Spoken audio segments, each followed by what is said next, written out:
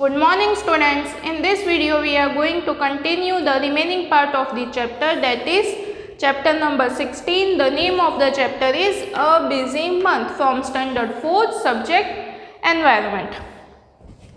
Students, in our previous video we have discussed about a letter which was written by Giju Bhai on 13 April 1936 from Bal Mandir, Bhavnagar. In his letter he has discussed about different types of birds that he saw while travelling throughout his day. Firstly, he has discussed about Indian robin bird.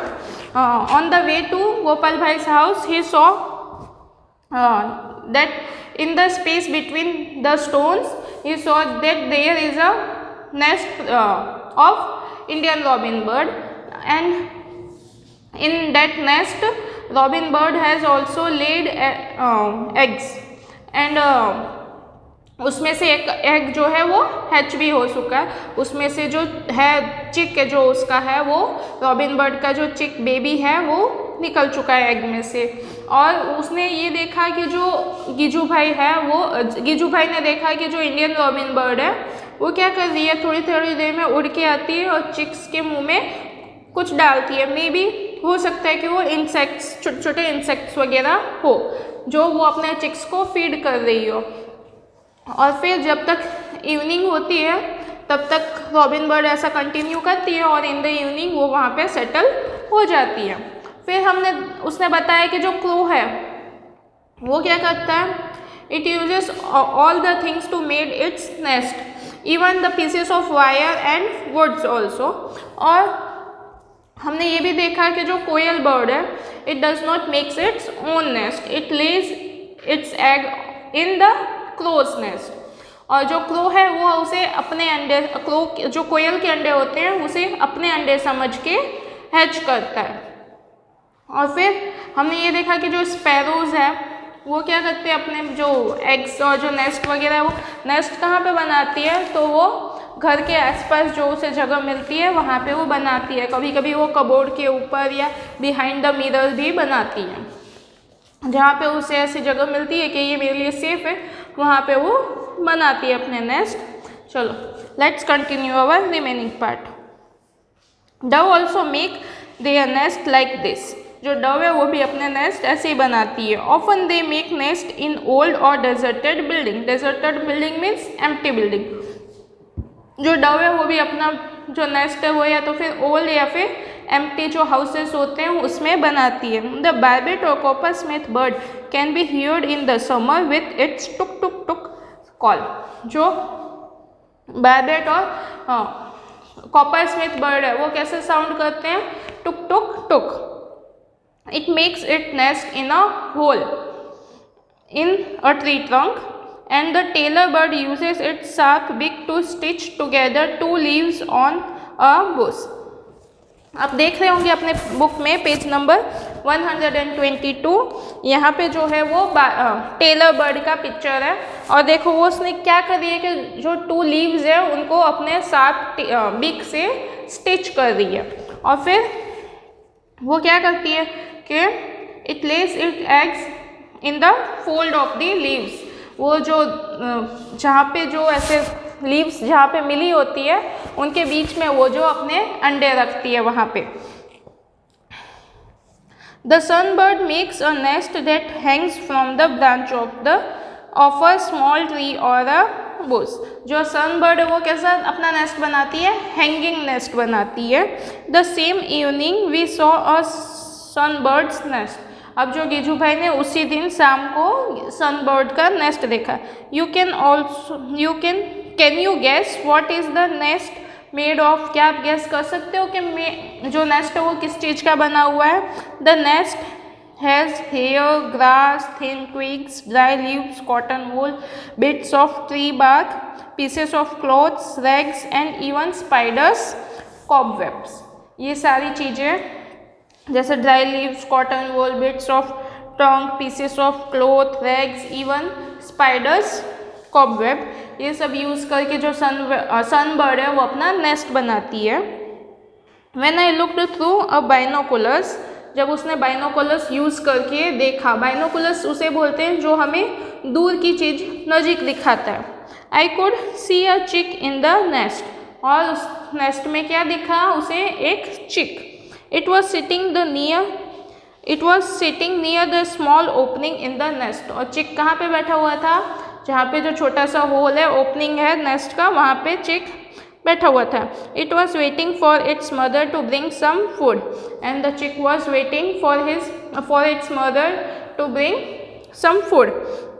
What else can it do, just eat and sleep. और अभी वो जो चिक है वो छोटा है, तो वो और क्या करेगा, just eat and sleep. All birds are so busy this days, और सब बर्ड्स जो क्या है वो समर सीजन में बिजी रहते हैं। Making a nest and laying the egg is only the first step. Making the nest and laying their eggs is only the first step. It is difficult task to raise the young ones in the nest, which has been made with so much effort. It is difficult for them to protect their chicks from their enemies like snake, cats, etc. Birds have many enemies, human beings and other animals too. Human beings भी जो है वो birds के enemies है। कभी कभी क्या होता है कि जो कुछ शैतान लोग होते हैं वो क्या करते हैं, बर्ड्स के चिक्स को या फिर बर्ड्स को हार्म करते हैं। Crows and squirrel, cats and rats, all of them wait for a chance to steal the eggs. Now crows, squirrels, cats and rats जो है वो वेट करते हैं कि बर्ड्स कब अपने एग्स ले करेंगे और ये जाके उनके एग्स जो है वो स्टील कर लेंगे। Many times they even break the nest, और बहुत सारे टाइम क्या होता है, बहुत सारे बार जो ये लोग हैं वो उनके नेस्ट भी ब्रेक कर देते हैं, तोड़ देते हैं। To keep themselves safe from danger, to find food, make a nest, hatch the eggs and raise the chick safely, all these are tests of every bird.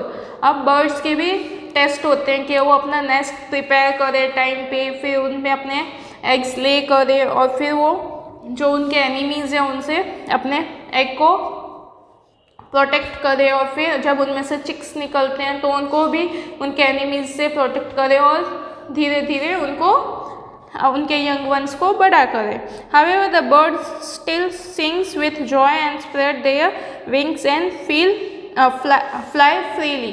देखो यहाँ पे हमें भी सीखने को, बर्ड्स को इतनी सारी टेंशन होती है, अपने चिक्स को बड़ा करना है, उनको उनके एनिमीज से बचाना है, टाइम पे अपने चिक्स को फूड देना है, फीड करना है, लेकिन फिर भी जो बर्ड्स जो है वो मस्त इंजॉय करके सिंग वगैरह, गाना वगैरह गाती रहती है और स्काई में फ्लाई करती रहती है। So that is all for now. सलाम, ब्लेसिंग फ्रॉम योर गीजू भाई। उसने ये लेटर किसको राइट किया है, सलम को।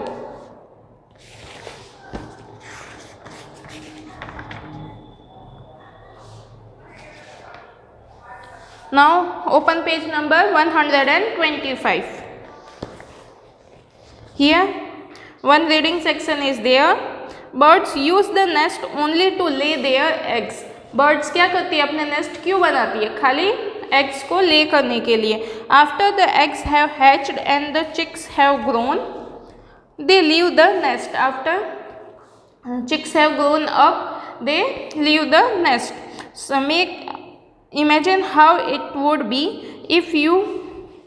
if we also had to leave our homes as soon as we learn to walk and talk. अगर आप भी सोचो कि अगर आप जैसे ही आप बड़े हो जाते हो, चलना और बोलना सीखते हो, और हमें भी अपना घर छोड़ के जाना पड़े तो कैसा होगा, कि हम रह पाएंगे अपने पेरेंट्स के बिना? नो। बट जो बर्ड्स है वो जैसे ही ग्रो होते हैं, उड़ना सीखते हैं और खुद अपना खाना ढूंढना सीख लेते हैं, वैसे ही जो है वो अपना जो नेस्ट है उसे छोड़ देते हैं। After they leave their nest, different kinds of birds live at different places. जो डिफरेंट टाइप्स ऑफ बर्ड्स होते हैं वो अपने लिए डिफरेंट जगह ढूंढ लेते हैं। Some on trees, some near or in water and some on land. Different kinds of birds uses different places to live. Other animals also live at different places. जो दूसरे animals होते हैं वो भी अलग अलग जगह पे रहते हैं, on land, under the ground, in water and on trees. Now at page number 126, here some pictures of birds' feet are given. Birds' paws are given. Different kinds of for different needs.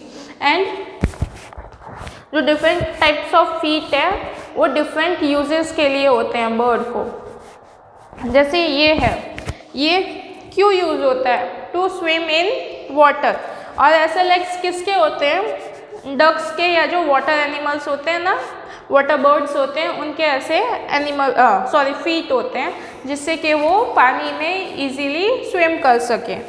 Now this type of feet और paws to hold the tree branches, जैसे कि sparrow है, parrot है, Dove है, इन सब के feats और जो आप बोल सकते हो पॉज, वो कैसे होते हैं? ऐसे, जिससे कि वो इजीली ट्री के जो ब्रांचेस हैं उनको पकड़ सकें। Now eagle has this type of branches feet to catch the prey, जिससे कि वो अपने प्रे को, अपने शिकार को इजीली पकड़ सके।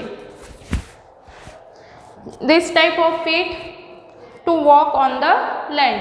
ऐसे फीट किस लिए होते हैं? कि वो अपना इजीली लैंड पे चल सके, जैसे कि ऑस्ट्रिच है। फिर ये this type of feet to climb the tree. ऐसे ऐसे फीट जो है वो ट्री पे आराम से ट्री को पकड़ के वो लोग ऊपर चढ़ सके, इसलिए ऐसे फीट होते हैं उनके। ऐसे फीट किसके होते हैं? वुड पैकर के। ओके, उसके नीचे birds beak according to the food. और बर्ड्स के जो है डिफरेंट टाइप्स ऑफ बीक्स भी होते हैं, जैसा जैसा उनका डिफरेंट काइंड्स ऑफ फूड रहता है उस हिसाब से उनके डिफरेंट बीक्स रहते हैं। जैसे ईगल जो है उसके ऐसे बीक्स होते हैं, to tear and eat meat. जो ईगल क्या है, वो दूसरे छोटे छोटे बर्ड्स को या छोटे छोटे एनिमल्स को पकड़ के खाती है, इसलिए उसका बीक जो है वो ऐसा शार्प होता है जिससे कि वो इजीली मीट वगैरह जो है उसे टीयर करके खा सके, तोड़ के खा सके। फिर ये देखो, ये वुड पैकर का पिक्चर है। Okay, to make the holes in wood and tree trunks. Woodpecker क्या करता है? आपने देखा है कभी वुड पैकर जो ट्री होता है ना, उस पर अपनी बीक से होल बनाता है और वो उसमें रहता है। फिर ये है humming bird, to suck the nectar from flower. और हमिंग बर्ड क्या करती है? ये जो फ्लावर्स वगैरह होते हैं उनके जूसेस को अपनी बीक से सक करती है, चूसती है। फिर ये पिक्चर है एशियन कुल्लू का, to find insects from mud and shallow water. ये क्या करता है? एक वाटर बर्ड है, इसलिए उसकी जो बीक है वो इस टाइप की है जिससे कि वो मड में या फिर पानी में इंसेक्ट्स वगैरह ढूंढ सके और जो पानी है उसे स्वेलो कर सके, पी सके। फिर ये तो आपने सबने देखा ही होगा, ये किसका पिक्चर है? पिजन का। पिजन के बीक्स किस लिए होते हैं? To break and crush seeds. जो पिजन है वो क्या खाता है? वीट, राइस या फिर ऐसे छोटी छोटी चीज़ें खाता है, तो इसलिए उसकी बीक जो है वो ऐसी है ताकि वो आराम से अपने वीट और राइस वगैरह को क्रश कर सके। फिर ये पिक्चर है क्रो की, to cut and eat many kinds of food. उसकी बीक ऐसी इसलिए जिससे कि वो डिफरेंट टाइप्स के फूड को ब्रेक कर सके और खा सके। Next page, animals teeth. You have seen that animals have different types of teeth. आपने देखा होगा कि बहुत सारे एनिमल्स को अलग अलग टाइप्स के, सब एनिमल्स के अलग अलग टाइप्स के टीथ होते हैं। Cow have short front teeth for snipping grass. The teeth on the sides are large and flat for chewing the grass. आपने काउ के टीथ देखे हैं? काउ देखी होगी ना, तो उसका भी देखना उसके टीथ कैसे होते हैं, छोटे छोटे, और जो साइड के जो टीथ होते हैं वो फ्लैट होते हैं जिससे कि वो ग्रास को आराम से च्यू कर सके, चबा सके। फिर cat, cats have sharp teeth for tearing and cutting meat. जो कैट होती है उसके टीथ कैसे होते हैं? शार्प होते हैं। देखें एकदम शार्प होते हैं, जिससे कि वो मीट और दूसरी चीज़ों को टीयर मतलब तोड़ के खा सके। जैसे कभी कभी आपने देखा होगा जो कैट है वो दूसरे जैसे रैट है, स्क्विरल्स है, उन सबको भी पकड़ लेती है और फिर उनके जो टीथ है उससे वो उनको खाती है। Snake have sharp curved teeth but they do not chew their prey. Snake always swallow their food whole. Snakes के टीथ कैसे होते हैं पता है आपको? ऐसे कर्व्ड 2 टीथ होते हैं, लेकिन वो कभी भी अपने टीथ को यूज़ नहीं करते हैं अपना फूड च्यू करने के लिए। वो कभी भी अपने टीथ खाना खाने के लिए या खाना चबाने के लिए यूज़ नहीं करते। वो जो अपना फूड या उनके जो शिकार प्रे होता है उसे पूरा होली निगल लेते हैं, पूरा का पूरा निगल जाते हैं। वो उसे तोड़ते या काटते या चबाते नहीं हैं। Squirrels front teeth keep growing through out their life. जो स्क्विरल है उसके जो टीथ है वो थ्रू आउट उसकी जब तक वो जिंदा रहती है तब तक उसके टीथ थोड़े थोड़े ग्रो करते रहते हैं। They have to keep growing on things to keep their teeth from becoming too long. और इसलिए वो स्क्विरल क्या करती है? अपने टीथ जो है वो दूसरी चीज़ों से घिस के उन्हें जो साइज़ होती है उनकी जो मीडियम साइज़ है उसमें रखती है। अगर वो ऐसा नहीं करेंगे तो उनके टीथ जो है वो लंबे हो जाएंगे। Find out about your own teeth and write. Now you have to write. आपको पता है ह्यूमन बीइंग्स के टोटल कितने टीथ होते हैं? ह्यूमन बीइंग्स के टोटली 32 टीथ होते हैं। योर एज, आपकी एज क्या है वो लिखना है यहाँ पे। तो may be your age is 9 और 10। How many teeth do you have? तो आपके इस एज तक 9 और 10 ईयर्स के एज तक आपके टीथ जो है वो 21 या 20 होंगे। Have any of your teeth fallen और ब्रोकन? How many? क्या आपके टीथ कोई गिर गया है? आपका कोई भी जो टीथ है वो टूट गए हैं? अभी आपके इस एज में जो है आपके टीथ टूटना स्टार्ट हो गए होंगे। How many new teeth do you have? और जो आपके टीथ जो गिर चुके हैं उनके जगह पे कितने न्यू टीथ हैं वो आपको यहाँ पे लिखना है। How many of your milk teeth have fallen और but no new teeth have come in their place. और आपके जो मिल्क टीथ है वो कितने टूट गए हैं और उनकी जगह पे नए टीथ कितने आए हैं और कितने नहीं आए हैं। आपको पता है मिल्क टीथ किसे कहते हैं? जब आप पैदा होते हो तब आपके एक भी टीथ नहीं होता है मुँह में। जैसे जैसे आप बड़े होते हो वैसे वैसे आपके टीथ आते हैं। और जब फर्स्ट टाइम जो आपके टीथ आते हैं पूरे मुंह में उसे कहते हैं मिल्क टीथ। और फिर क्या होता है कि वो सारे टीथ आपके गिर जाते हैं और उनके जगह पे न्यू टीथ आते हैं। और जो फर्स्ट टाइम टीथ आए होते हैं उन्हें हम मिल्क टीथ कहते हैं। एक बार जब मिल्क टीथ टूट जाते हैं उनकी जगह पे जब न्यू टीथ आते हैं, अगर वो टीथ भी टूट जाए तो उसके बाद टीथ नहीं आते हैं दोबारा। आपके पास एक ही बार टीथ आता है। एक बार सारे टीथ आएंगे और वो गिर के उनकी जगह पे न्यू आएंगे, फिर उसके बाद दोबारा न्यू टीथ नहीं आएंगे। That's it students, thank you.